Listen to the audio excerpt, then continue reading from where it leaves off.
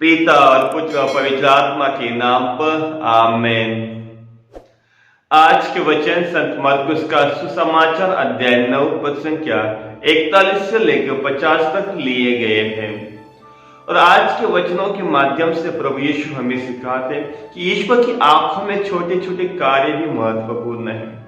और इसीलिए प्रभु यीशु अपने शिष्यों से कहते हैं, अगर आप किसी को मसीह के नाम पर एक गिलास पानी भी देते तो वो उसका पुरस्कार प्राप्त करेगा।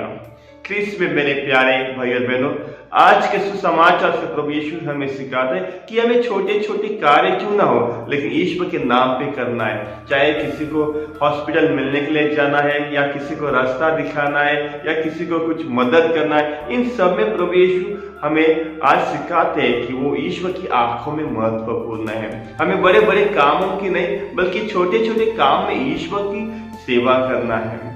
और साथ ही साथ प्रभु यीशु हमें आज के सुसमाचार से एक चेतावनी देते हैं। वो कहते हैं कि पवित्रता का जीवन जीने के लिए हमें कुछ कठोर निर्णय लेने पड़ते हैं। अगर पाप से दूर रहना है तो कभी कभी हमें ऐसे निर्णय लेने पड़ते हैं वो जो हमारे लिए कठोर है।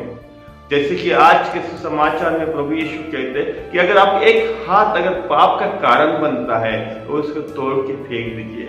और साथ ही साथ प्रभु यीशु ये भी कहते हैं कि हमें किसी का पाप का कारण नहीं बनना है, किसी का बाधा नहीं बनना है, लेकिन आज हमें लोगों को ईश्वर के पास लाने का कार्य करने के लिए प्रभु यीशु हमें बुलावा देते हैं।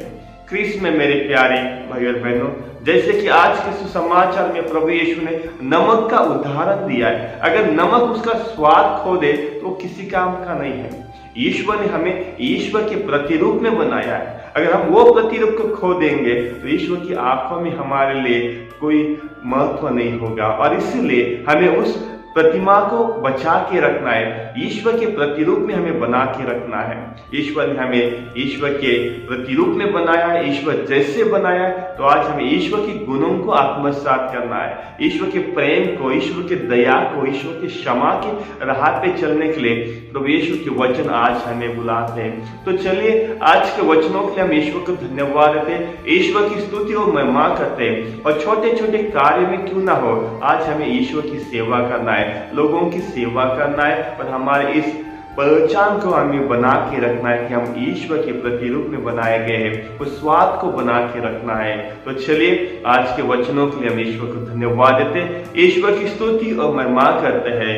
पिता और पुत्र और पवित्र आत्मा की बड़ाई होवे, जैसे वह आदि में के अनंत काल तक सदा रहेगी। आमीन।